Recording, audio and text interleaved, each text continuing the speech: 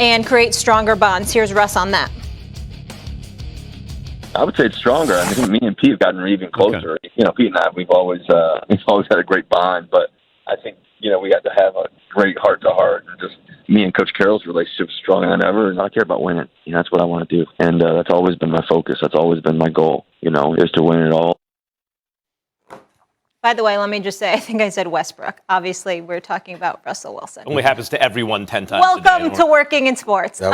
Stephen A., who's more important to the Seahawks' success? Is it Pete Carroll or Russell? I'm going to say it's Pete Carroll. And here's the reason I'm going to say Pete Carroll, Max Kellerman. Russell Wilson has already thrown for nearly 34,000 yards. Career completed 65% of his passes. Destined for the Hall of Fame, already a Super Bowl champion, 2 Super Bowl appearances. If Pete Carroll and Darrell Bevel didn't call that pass over the middle that Malcolm Butler ultimately intercepted and just gave the ball the beast mode, you'd have 2 championships. You'd have back-to-back Super Bowl championships, and Tom Brady would have 6 championships instead of 7. New England would have 5 instead of 6 because they should have lost that damn Super Bowl.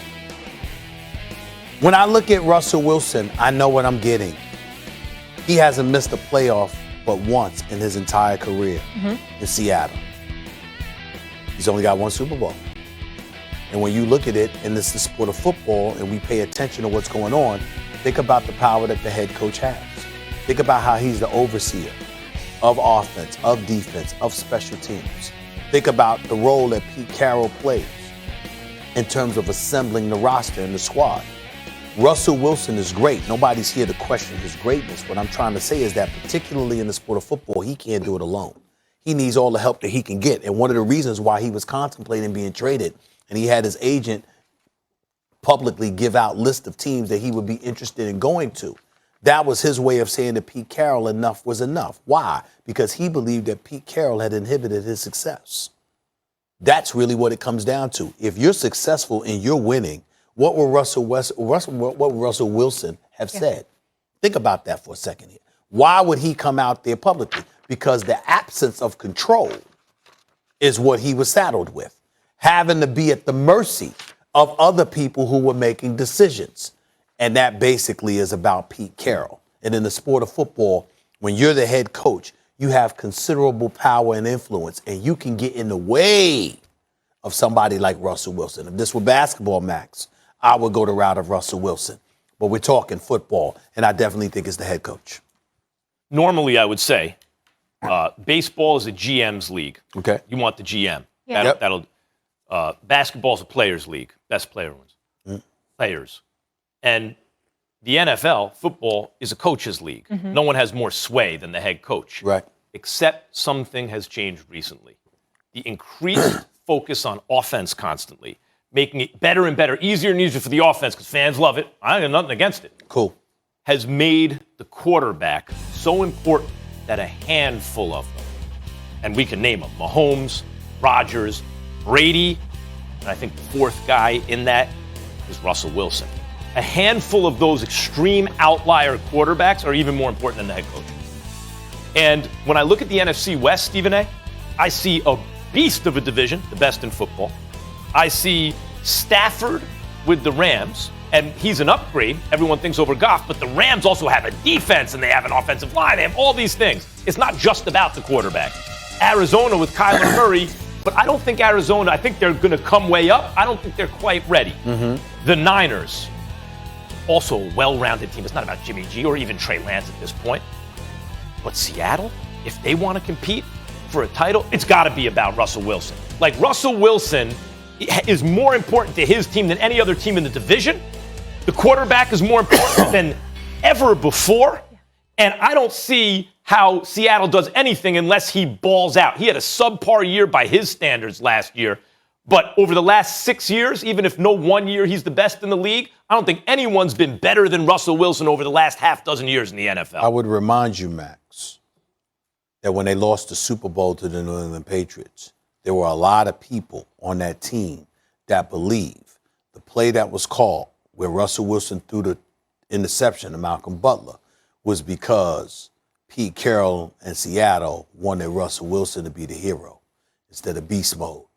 This is the kind of stuff that turned a lot of those dudes off. You know me. Yeah, you're not pulling that out of thin air. I'm not pulling that out of thin air. I'm telling you, you had a lot of people that had a problem. And even though you love Pete Carroll because, you know, he was considered a player's coach to some degree, et cetera, there's a lot of people that's still to this day bitter. They believe that decision, that lone decision cost them a Super Bowl title. And so when you look at it from that perspective, yeah, they wanted Russell Wilson to be that guy, but they thought it was a bit premature. Legion of Boom didn't feel their days were done. Their defense didn't feel their day was done as having a profound impact. Matter of fact, they believe they're the reason that they won that Super Bowl, which, by the way, it was. Because as good as Russell Wilson was, he wasn't the Legion of Boom. He didn't have that kind of impact. And so we got to look at it from that perspective and then pause just for a second to understand Russell Wilson might have that kind of impact, and I get that. But the bottom line is, who gave it to him? It was Pete Carroll. That's what makes Pete Carroll so important. There's one other thing I want to mention quickly that I didn't put in the lead when I said various dissatisfactions. In 9 seasons, his 9 seasons in the NFL, he's been sacked 394 times. That's Get rid of the 28 ball, Russ. more than any of the. Yeah, no, it's not. It's not all on Russ. And during that time, they have the longest winning streak, despite all that. And Max, by the way, I promise you, it ain't the sacks; it's the amount of hits he's taking. Yeah. Look, I'll say this. Seattle, when they made that Max Unger deal for Jimmy Graham, they traded a Pro Bowl caliber offensive lineman for a pass-catching tight end. Yeah. They were trying to get him more weapons. They thought, it seems to me, they could just develop offensive linemen, get them later in the draft. They were wrong. The offensive line was really bad for a while. I don't feel watching them in recent years it was as bad as the line is as bad now as it was a couple of years ago.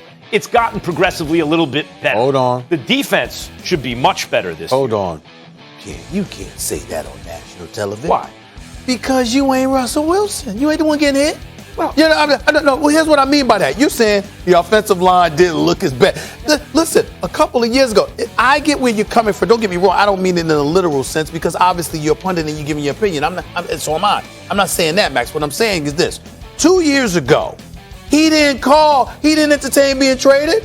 2 years ago, he wasn't so frustrated that he said, you know what, get me the hell up out of here. That's what it is? Or do you think he saw what Tom Brady just did? No, but I think it's part of it taking all the hits. I think it was taking all the hits, Max. Look, I think it was taking all the hits. Because you got to remember, Tom Brady is not shy.